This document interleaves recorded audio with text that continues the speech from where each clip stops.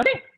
Hi, everybody. I'm Liz Fenton. I'm here with my best friend of 30 years and co-author of 7 novels, Lisa Stanky. She is on mute because she's having some technical difficulties. So I get to say whatever I want about her, and she has no control. And this feels amazing. Anyway, it's Big Hair Don't Care Day over here in the Fenton household, in case anybody hasn't noticed. Anyway, we're so excited to be talking with Susannah Marren today, and we're so excited to be partnering with Warwick's. Julie, why don't you tell everybody about Warwick's and everything that you guys do? Excellent, will do. And Susannah, welcome to Warwick's. Thank you for being here for this event. Having me. Yeah, absolutely. So for those of you who know who Warwick's is, we're located, or who don't know, I should say, we're located in La Jolla, in San Diego, California. We are not the oldest bookstore in the country, but we're the oldest continuously family-owned bookstore in the country. Nancy's great-great-grandfather started this in 1896. So we've been open for a long time.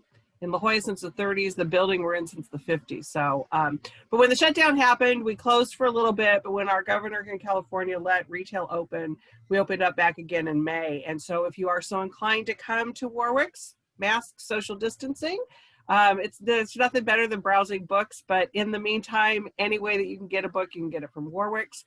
You can order online, you can pick it up at the store, we'll mail it to you, curbside. If you live in La Jolla, we'll drive it to your house.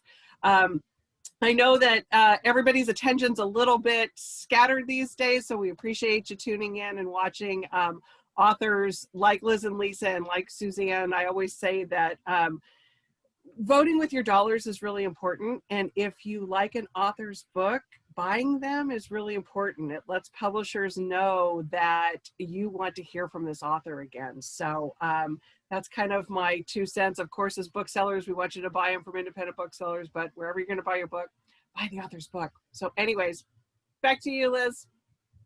Thank you. Well, we're so excited to have Susan here. So Susannah Marren's her pen name, so I'm going to read her actual full bio because we'll talk a little bit about everything today. So Susan Shapiro Barash is an established writer of 13 nonfictions, women issues books, including Tripping the Prom Queen, Toxic Friends, and You're Grounded Forever. But first, let's go shopping. In fiction, under her pen name, Susannah Marren. Her novel, A Palm Beach Wife, is available now. On September 15th, her new novel, A Palm Beach Scandal, was published by St. Martin's Press. Susan has been featured in the New York Times, the Wall Street Journal, the New York Post, the Chicago Tribune, Elle, O, and Marie Claire. She has appeared on national television, including The Today Show, Good Morning America, CBS, CNN, and MSNBC. She has been a guest on NPR and Sirius Radio, and her speaking appearances include Credit Suisse, Bayer Diagnostics, UBS, United Way, and the Society of the Four Arts. Several of her titles have been optioned by Lifetime and HBO.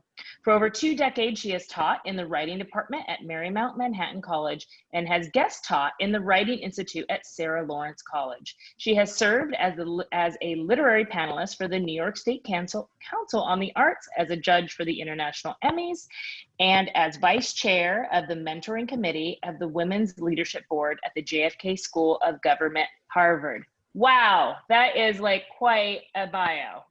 Well, thank you for saying all those things. So it's actually a Palm Beach Scandal that's just out last week, a few days ago. Right, yes, on September 15th. Right, and a Palm Beach Wife came out in April of 2019. Right, absolutely. And speaking of a Palm Beach Scandal, Library Journal had this to say about it. For readers who appreciate modern and sensitively written stories about family, especially sisters, and Publishers Weekly had to say, the mystery and intrigue will keep readers holding on until the shocking ending they won't see coming. So tell us what it's about. So this is a story that has Palm Beach as a character. For people who have not been there, it's this beautiful, narrow island with the Intracoastal on one side and the ocean on the other. And it's very rarefied, and there's a lot of privilege. And so I wanted to set a story about 2 adult sisters. One is 32, the other is 40, and their mother, who strive for perfection and want to be accepted socially, but in fact, as anywhere, even a beautiful place, there are secrets. So it's about a deep, dark secret I can't give away. And it's about family dynamics. Two very different sisters with very different goals. Right. That sounds awesome. And you say, you know, I was doing a little research, a little internet stalking on you today.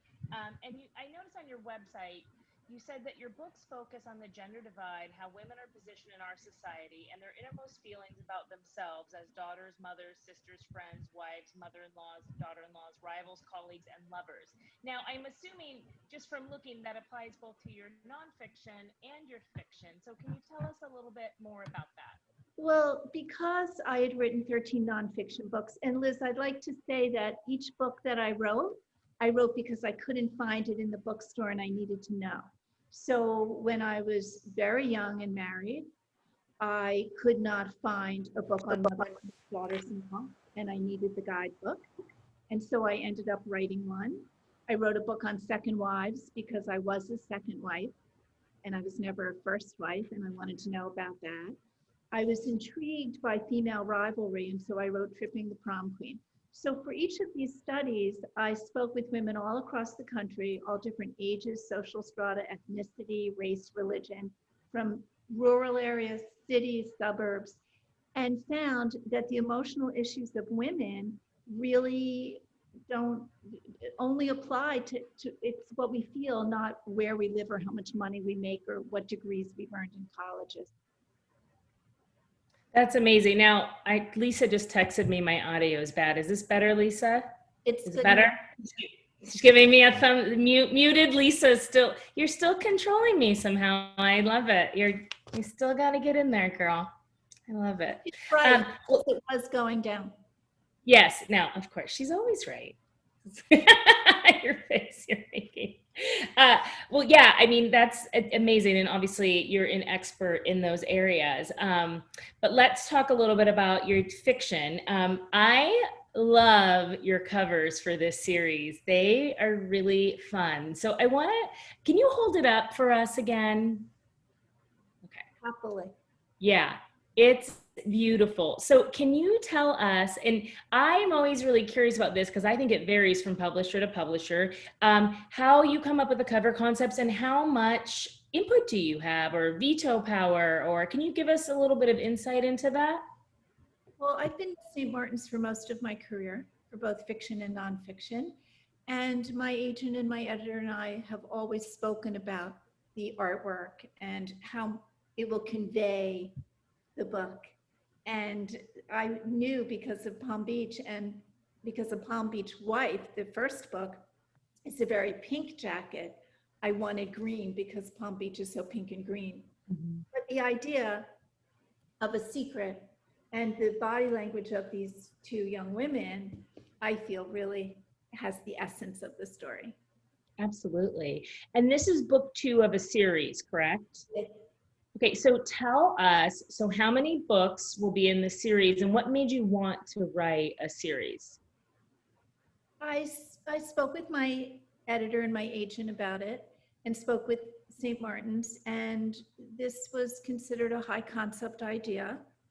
And as I said a few minutes ago, the place is really, Palm Beach really is a character here. And there are certain standards and certain behaviors.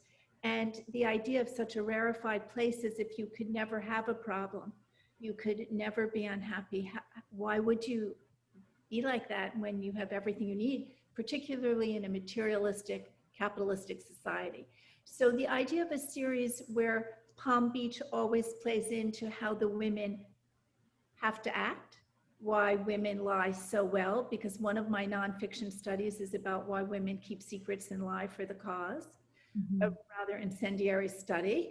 And so I wanted to take all of that and put it into this story. And also in this novel, A Palm Beach Scandal, because I had written a book on sisters a long time ago called Sisters Devoted or Divided, I really wanted, no spoiler here, Liz, but I wanted the two sisters to really have to take care of each other in a way they never had before. So by page 12 or 13 in this novel, we know that the older sister cannot have a baby. She's the one, Elodie, with the perfect life.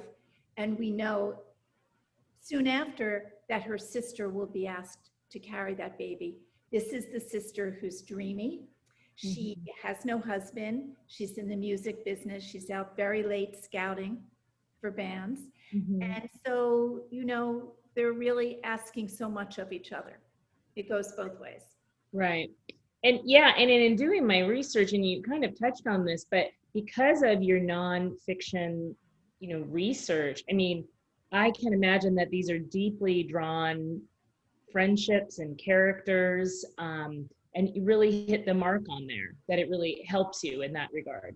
Well, I wanted the mother to be very involved. And so, although the book is told through the two sisters' eyes, voices, Elodie and Aubrey, their mother, Veronica, is really very much the third piece in the story, because I've done a lot of research on the role of wife and mother.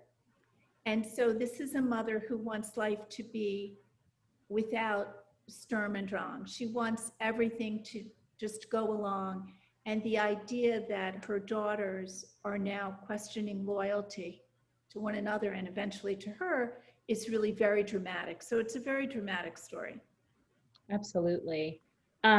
So Palm Beach, you know, you're basing a whole series there. Let's talk about your own experience in Palm Beach. Do you have any? Is this somewhere that you lived, that you've spent a lot of time, or what's your connection to this area? Well, my parents were residents for decades. And my mother, who came from Brooklyn before it was cool and had never really seen a place like Palm Beach, just fell in love with it when she was about 30 years old. So my brother and I were very little when we got to Palm Beach, and we spent every, you know, winter vacation, summer, you know, spring, we were always there visiting. And to this day, I have really good friends from those days in Palm Beach. I noticed in Palm Beach that my mother and her friends, as they grew older, had a lot of agency. And since ageism is something that I've written about in my nonfiction, I thought it was really fascinating that women in Florida don't feel as concerned about aging as, say, New York City, where I really see it firsthand, or you can speak to California. So aging in the strangest way works well in Palm Beach, Florida.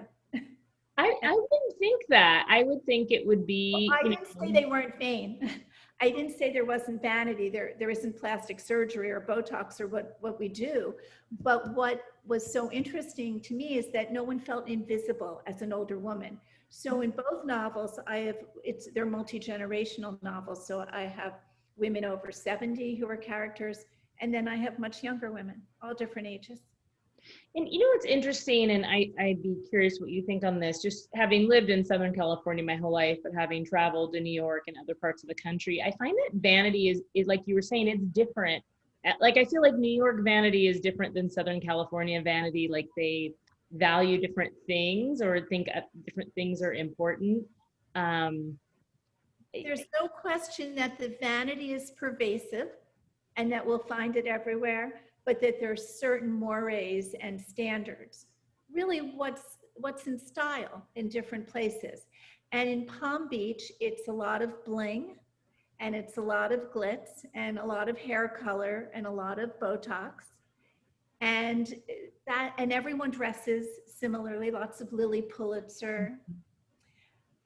But in New York, it would be, you know, everyone wears black. Right. You know, summer, right. winter, yeah. So very. Yeah. What are we wearing in California? I think we're just wearing like half tops or something. I don't know. Flip flops. California has its own Half style. tops. I don't know. I was trying to figure out what in LA, what everyone's doing. Ripped jeans and t-shirts. Yeah, and if it's anything to my teenage daughter, a crop top. Belly button cannot be covered ever. Exactly. Ever. I noticed Lisa's saying maxi dresses. Yeah. You're cracking me up tonight. even in college, the belly button that continues for, you know, into Right. college. Hey, you know, if you got it, you got it, you know. Right. So you've taught writing for years, which I think is awesome. And so I always ask, and we get a lot of authors in here that are also teachers, and what is the best advice that you would give to an aspiring writer? And I'm sure your students ask you all the time. You've had so much success in your own writing career. So what do you tell them? I tell them to write all the time and to never give up, to Yeah. not doubt themselves, because writing is not for everyone. I have 3 children, 2 girls and a boy, and I said to them when they were fairly young, I said, if you love writing and you feel you have to do it, go for it. But if you don't feel that compelled, then maybe it's not the right career, because you know, right? And It's hard. who knows, it's not for everyone. But to Yeah. persevere is really important. Right. And it's funny. I think that if we were to be asked the same question, we would have the same answer. It's always just, you've got to keep writing. And then the other thing we always say too is, even if you've had a lot of success, it does not guarantee your future success like it might in another industry. And so you really have to, you could be at the very top and then 2 years later, like you're a total zero again. I mean, it's just a very, so you have to really keep moving no matter how much success you've had. And you have to really honor your own ideas. I believe so much in the characters in this novel. And this because you're writing, right? You and Lisa are writing fiction. The characters are really with you. You know everything about them. Even what doesn't come to the page is there. It's just the difference between, let me say it this way, the difference between writing fiction and nonfiction is really notable. And for fiction, I love the freedom of being able to create these characters and do as I want with them. No, and I know. I think that's probably one of the most enjoyable things about being an author, is having that privilege to do that. So I'd love to talk writing process. So walk us through kind of like when you're writing a book, what does that look like? Does it vary from fiction to nonfiction, or kind of give us an idea of what that looks like for you? Well, nonfiction is really taking an idea and something that appears very curious to me. I've long been intrigued by the faces women wear versus how they really live and how they really feel. So for instance, when I wrote the book on mothers and daughters called You're Grounded Forever, but First Let's Go Shopping, I interviewed women who had 3-year-old daughters to over 30 to understand. But when I started this, I knew, or I felt very strongly, that women protected their daughters in ways that if they had sons also, they might not do. That it's just a patriarchal culture and this is what we do for our daughters. So in interviewing 300 women for that study, it turned out that I was right, and that women said they made more excuses for their daughters, and that they even lied to their daughters about their own sort of early days, in college and with boyfriends. But this is how we treat our daughters. So because that became a nonfiction book, I sold it to St. Martin's based on an annotated outline, chapter outline, and I did the research to come to a conclusion.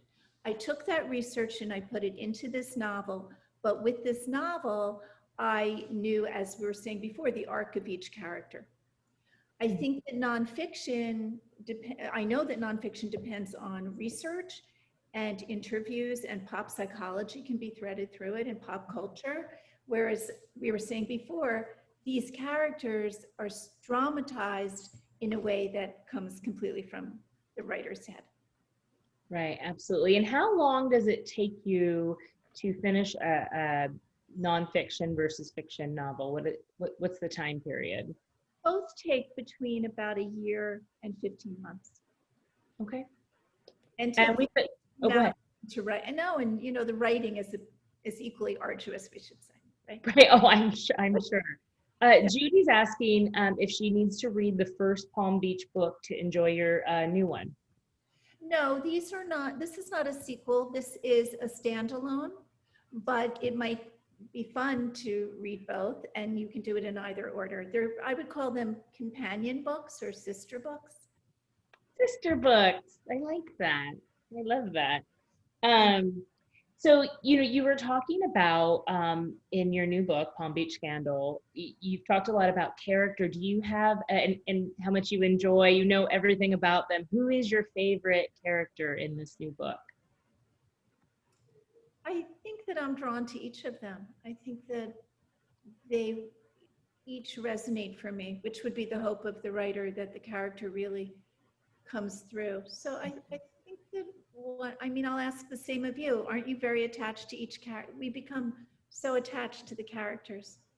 Yeah, I do a lot of times have favorites though, and so does Lisa. So I don't know what that says about us as authors, but oh, sorry, my dog's going crazy. I usually have my AirPods in.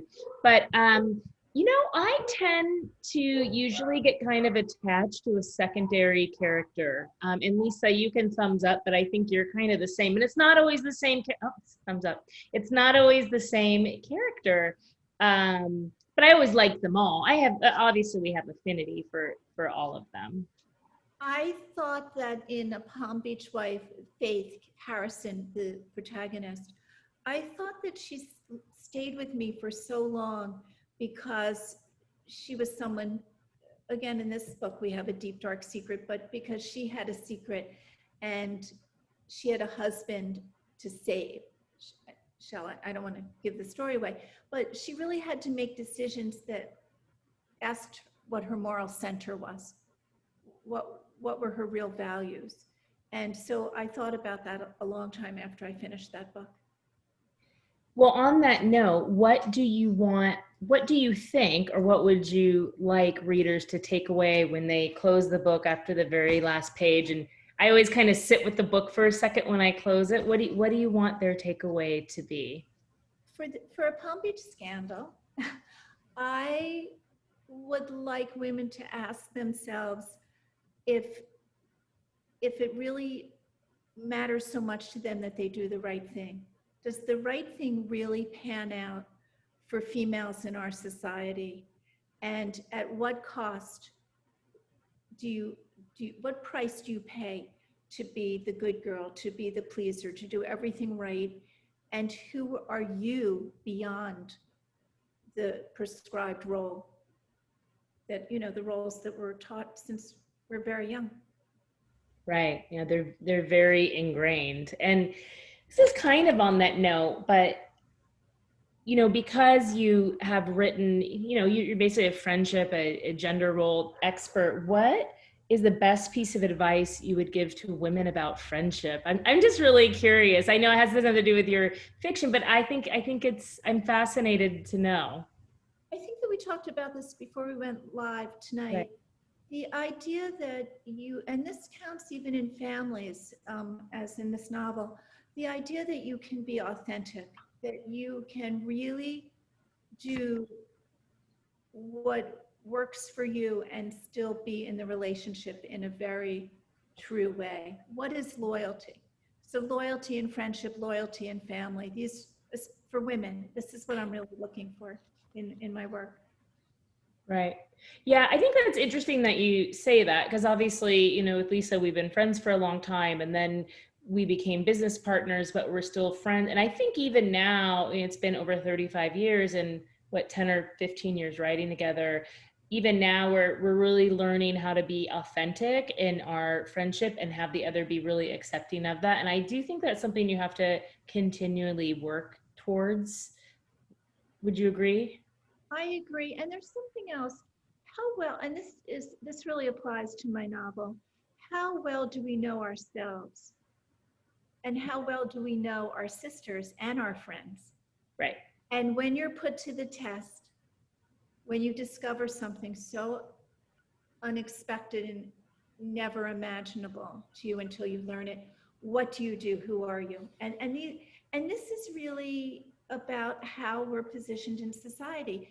Even the prescribed role as a friend, as a sister, what's expected, what goes beyond the expectation. What about disappointment? Women are so often disappointed in one another. Yes. Yes, that's definitely so. Judy, and she's talking about our previous question, but she says, so who decides what is the right thing? When I think we were talking about the takeaway from Palm Beach scandal. What, well, I don't want to give this book away, but a lot of people are asking me about the surprise ending since the book has come out. Um, it goes back to what I was saying before. I'm really looking at how women navigate a path in our society, personally, professionally, as wives, as mothers, as single women who don't want to be wives and mothers. How do we position ourselves? What are the judgments about women? And so I'm really asking the question, how do we wake up? How much have we been asleep, societally put to sleep in some way?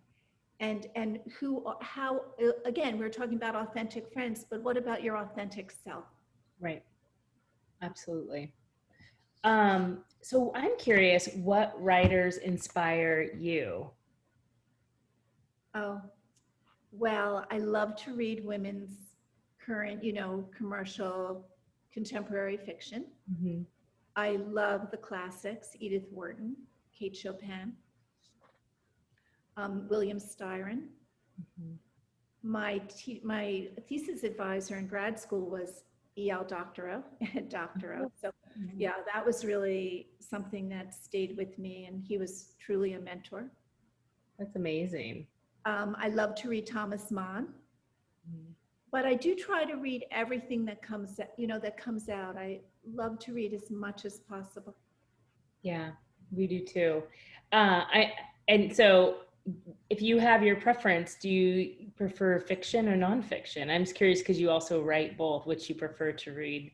I love to read them both. The Yeah. one thing about fiction is that fiction really transports us. Right. And my feeling about a novel coming out right now is that I want to read them and I want to write them because I think this is a really good time to get outside, right at the moment, outside of our heads. We all need an escape right now. For that, I think that this book works for that, and I think it's really valuable that we get to do that. Yeah, absolutely. It's perfect for these times. Yeah. It's just every day it's something new. Every day. We It's just it's won't stop. hard to imagine. 2020 can't stop, won't stop. Um, so, what are the 3 best books you've read in 2020? And they don't need to be books that came out in 2020, but that you have read this year. Gilead by Marilyn Robinson, Mhm. and I reread that. That happened right at the beginning of COVID. I reread Buddenbrooks. I do that all the time. Oh. And I'm now reading the Brit Bennett, The Vanishing Now. Oh, yeah. We had her on. We spoke to her the night before that came out. She is actually from where we live, and she had her like high school teachers on here. That was one of my favorite um, events that we did. She was awesome. Well, I also like to read Ellen Hildebrand's books when they come out, and Emily Giffin. So I really try to read as much as possible. I think it's very important for a writer to Oh, always read absolutely. people's works. Yeah. I think it's the most important thing a writer can do. Um, and I know like we've been reading a lot as we head into an edit, and it's just inspiring to read. Sometimes you're like, damn, I wish I wrote this book, or damn, I wish I could write, but sometimes it just makes you want to go, it'd be better. And so I just think there's something really great about that. Yeah. Oh, I'm sorry. I didn't mean to No, go interrupt. ahead. No, go ahead. I think it's very inspiring to Mhm. see what writers do with character and plot. You just can't help but admire it. Absolutely. Absolutely. So we were talking a little bit about this in the green room before we came in here, but we were talking about COVID and book launches. And we launched a book in July in the middle of COVID, and now you're launching. So talk to us a little bit about what that's looked like for you and how you feel about it. Well, when we talked about it, I said that when this book when this book was in production and everything started, I really wondered how it could be possible to go on a virtual tour. But I don't know what it was like for you, Liz, in July, but by the time September rolled around, it seemed like a really organized way to do things. And, working hard on events, but knowing that you're not getting on a plane or a train or driving from this town to that town is just, it's like you have to click, and clicking into it. I think by September is, having been in this COVID world for 6 months, I think it's effective. I think it's very different. Like you said, you only have to look good like from your waist up. I know.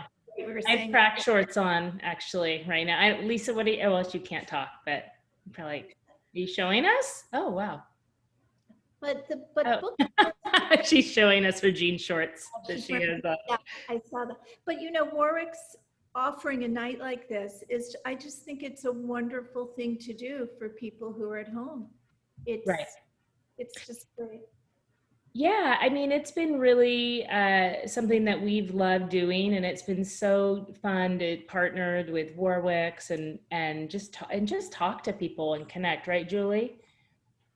I'm going to come on the video here. Yes, because the thing is that we want to lift up as many voices as we can too. And in the COVID thing, it's like, this is tough on everybody. It's tough on authors, it's tough on bookstores, and we want to provide some entertainment and some diversion. And so we're just thankful that authors want to come and do this with us. So Susannah, thank you for doing this. I think it's a good, and to your point though, Susannah, we never would have been pushed. Liz and Lisa came up with this idea to do the couch surfing, and it was a fantastic idea, and we've loved doing it. And but you're right, back in July, we did our very first virtual event. I think it was in the end of March or April. And we were early. We were early. I think we were one of the first to do them.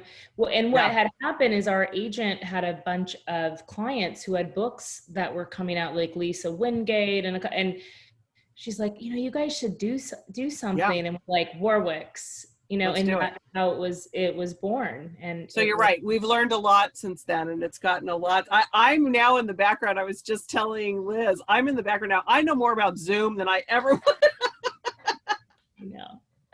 I know. I was actually on a Zoom the other day for something else, and to present something, and they had talked to like 10 people that day, and they said I was the only person that knew how to share a screen. And I was like, that's because of my Warwick's experience. I was like, whoop, whoop, like shared the screen. I was very proud of myself. Anyway. And Susannah, so Susannah, my question real quick is, so how many virtual events are you going to do for this? Or where are we at with that whole? I've done about 4, and I will do about 22 more. Yeah. And I said earlier before, I've been very lucky. I've been asked to, a lot of the places I was at for a Palm Beach Wife have asked me to come back virtually. So I'm doing libraries and independent bookstores and a few different organizations. And almost all of them are in conversation. So that's something else. The idea that Liz and I can speak tonight, I think is just a really nice way to get to talk, and much better once you're on screen and you're not in a room with people. Right. It's a whole different dynamic. No, it is. And I know you're in Westport, Connecticut, and we did an event with the Westport Library for COVID event for our recent one. In October. Yeah. Yeah, they're amazing. Great library. They are a well-oiled machine, man. That event was no joke. You did last October at the festival? No, we just did one. What was in July? I think we did it in July. With Wendy Walker. Yeah. It was amazing, and her book just came out too. Yes, Wendy and I actually were together at the Bryant Park Library Series a year ago, June. Oh, great! That's and so awesome. Same publisher. Small world. So tell us, as we begin to kind of wrap up here, tell us what's next for you. Like, what do you got? What do you got in the hopper? Nonfiction, fiction? We want to hear it all. What's going on? Thank you for asking. I'm working on another novel. Mm-hmm. It's another Palm Beach novel.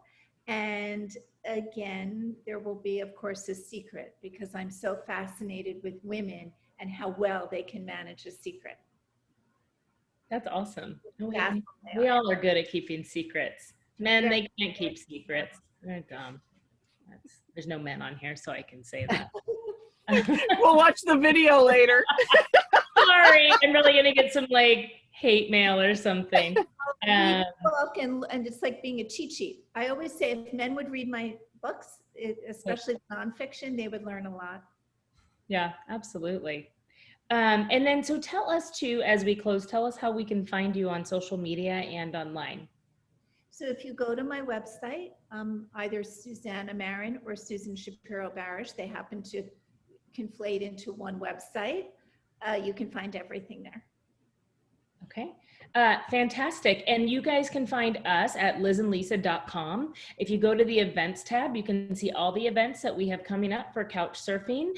And you can find us at Instagram at Lisa and Liz and Facebook at Liz Fenton and Lisa Steinke. Susan, it was so great to have you here today. You're absolute joy to speak with, and I'm fascinated by, I'm gonna have to pick up your nonfiction books actually, and your fiction books, but I'm also just fascinated, obviously because of my own friendships. I think that that's be a fascinating read. But we're also wishing you the best on your multiple events you have coming up. That'll be pretty exciting. Now that I'm getting better and better at Zooming. Yeah, you're an expert today. You had it. Your lighting's good. Like, girl, your audio's better than mine. Thank you so much. Thank you for having me on. Yes. And to everyone that joined us today, thank you so much. Julie, I'll let you take us out. Okay, well, again, I put in the chat function, but you could always just look up warwicks.com to find both Liz and Lisa's books, and they're signed, and Susannah's books as well. Susannah, this was great having you on behalf of Warwick. So if you're ever on the West Coast and we're in a world where we can actually meet in the store, we'll have to have you back for that. So thank you. So with that, good night, everybody. Okay, bye.